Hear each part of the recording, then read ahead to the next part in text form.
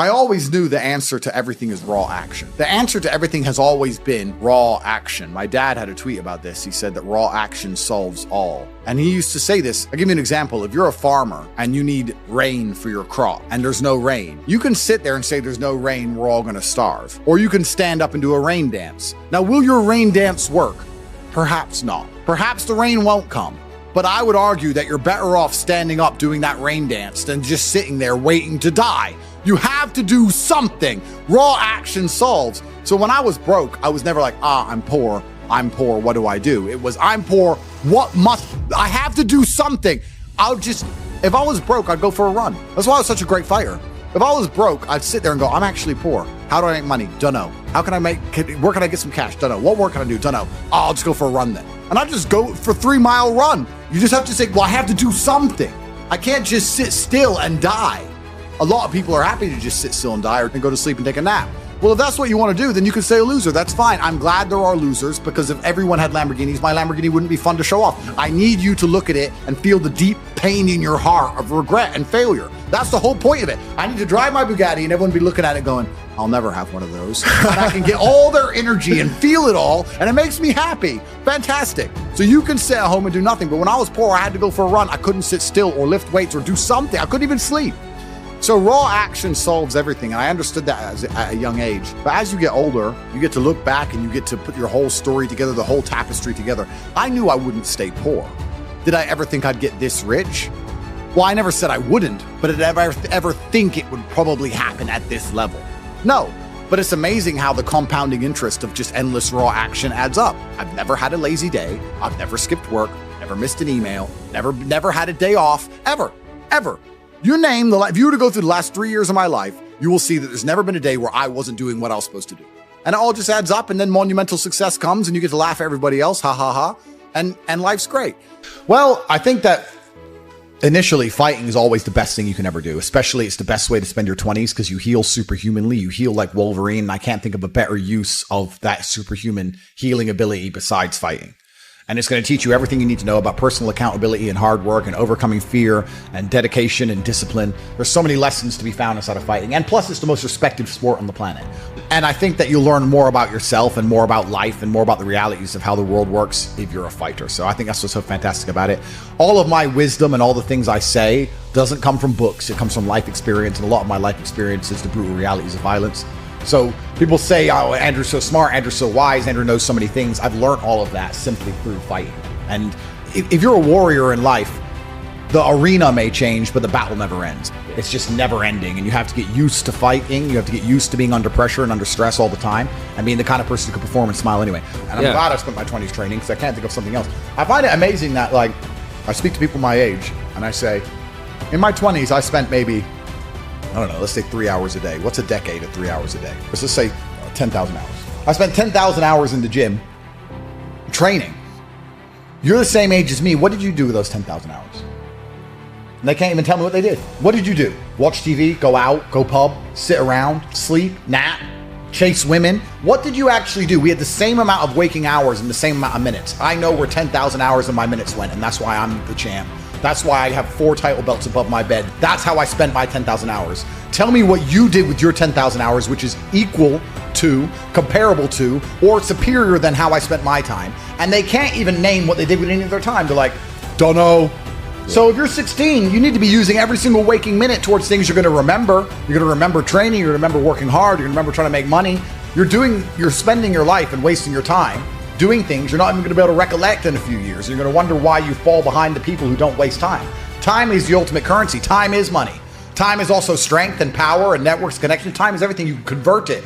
It's like malleable. Time is like Play-Doh. Yeah. You can turn it into anything. You can turn it into muscles if you go to the gym. Turn it into fighting prowess if you go to the fight gym. But people have all this time and they just mush around with it. And then they're like, don't know why I'm failing. I wish I was successful. When you're living that type of life and you end up searching for meaning, you end up down the path of hedonism because the meaning is, I want to have as much fun as possible. But fun in and of itself, I was talking to another girl and I was saying to her that fun, she was saying to me, you know what, Andrew, all you do is work. You never really have fun. And I said, fun is haram. He goes, is fun really haram? I'm like, no, it's not. But please understand what I'm trying to say here. What I'm trying to say is when you look at what most people do for fun, look, what fun is clubs, drinking, running around, laughing like a kid, all this, all the bad things in life, the negative haramities can be attained through this obsession with fun. If you find a man who's obsessed with work, I have things I need to do and I feel satisfied inside when I do them. I have duty and I have work and I have obligations to fill and objectives to meet. I feel happy when they are done. That is my fun. My fun is clearing my emails, making $2 million in the day, buying another investment property I don't need, going to bed, training hard, eating right. That's my fun. Call me boring. That's what I enjoy. When you were talking about that lifestyle and what you end up searching for in that hedonism, you just end up searching for excesses, right? To have more fun, you want to get more drunk, go to more clubs, and it's just a black hole. It never ends, and you end up destroying yourself. Yep. We need discipline. We need purpose. We need to have parameters set for us. And truthfully, as a person, you're happier that way. That's why I quit drinking. People think I quit drinking because I reverted to Islam. That's not why. I actually quit drinking 2 months before that. I was extremely effective on alcohol. I would drink 4 or 5 times a week because I'm extremely rich and I have a very good life and I'm in my mansion and I'm drinking. I was still world famous. I was still making millions of dollars. I was still in fantastic physical condition. All the videos you watched me from a year and a half ago, I still look like a bodybuilder. I still outperformed everybody. I didn't have a drink problem. I could easily quit. In fact, I didn't even want to drink most of the time. It's just a party going on.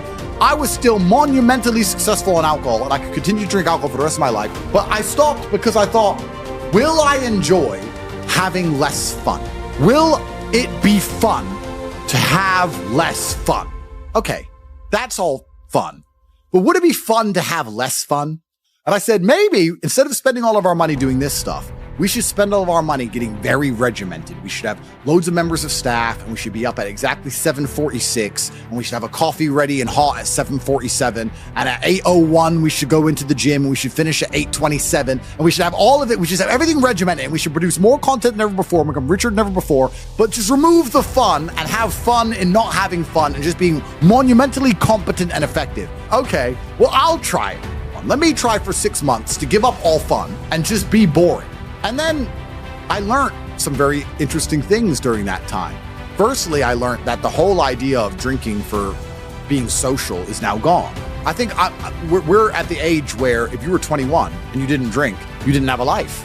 There's no reason to drink for socializing because everything's online anyway. You meet everybody on apps. Nobody cares about drinking anymore. That's the first thing I learned. The second thing I learned is that being exceptionally regimented is fun. I truly enjoy it. I enjoy it just as much as I enjoyed because what would happen before is I'd do all my work and I'd train hard and I was always an effective person. I was still 1,000 times more effective than the average man. And then I would take 6 or 7 hours and drink and smoke and have fun and enjoy all the fruits of my labor. I became extremely rich. Why not get on a private jet and have fun?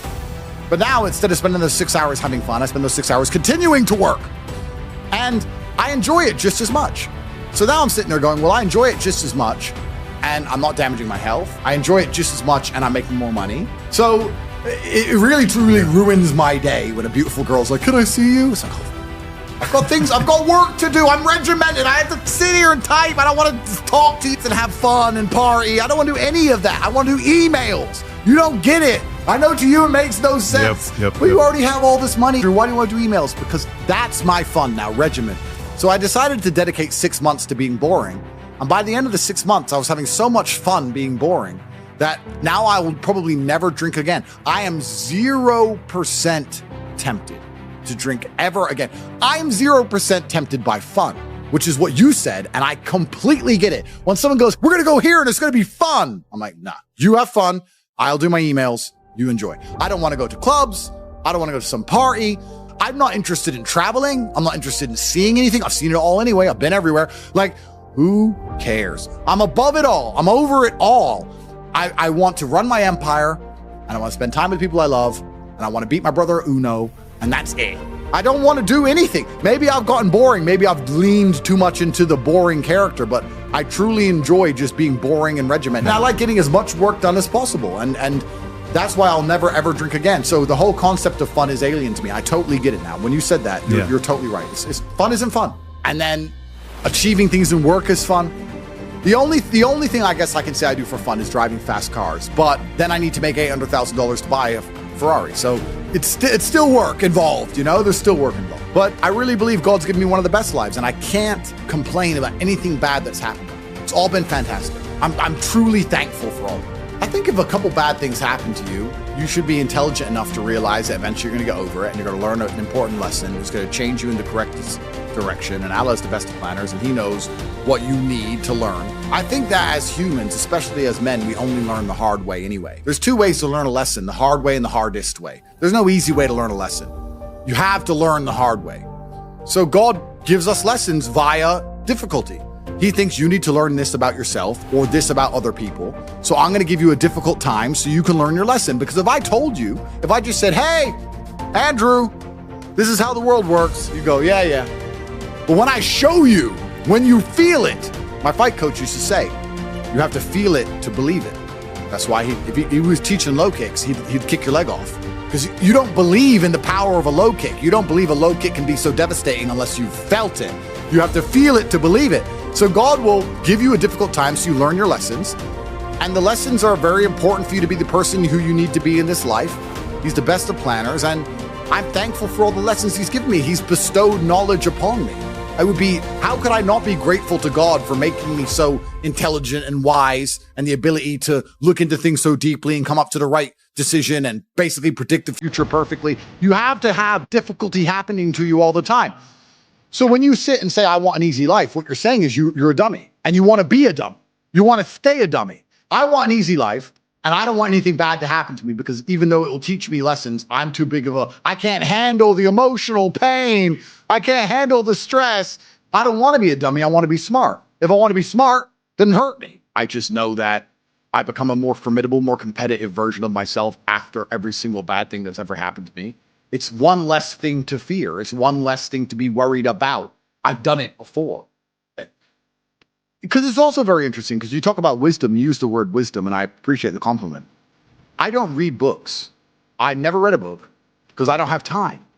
All of the wisdom I have, all of this knowledge I speak, all of these things I say have been learned through basically difficulty of life, through professional fighting and being poor and all bad things happening to me and struggle. All of my lessons have been bad things, bad events, bad scenarios, bad situations, pain, suffering, anger, resentment. All of these horrible emotions are how I've learned everything. So I thank God for giving them to me. And anyone who wants an easy life wants to stay a dummy. What do you learn if you just get money, you buy a crypto coin, it blows up, you get some money, you go to some restaurants? What do you learn about anything? You don't. Completely. And then the thing that's so interesting is that the people who are choosing the safe option is actually choosing the most risky option. So you're not taking a safe option. You're taking a coward's way out, and it leads to exactly where a coward's way should lead. Cowards, in the end, do not get to enjoy the shade of the olive tree, because unless you fought in the arena, unless you've been a gladiator, you never get the peace of mind and peace of heart, which is afforded from bravery. So if you choose the safe choices in life, thinking, I'm going to take the safe route, you don't end up anywhere safe.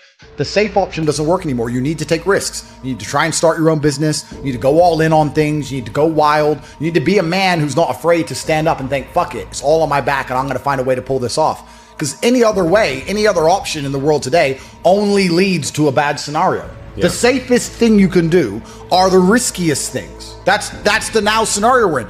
Every single gamble I've taken, which was seen as risky, all paid off for me because I dedicated myself completely.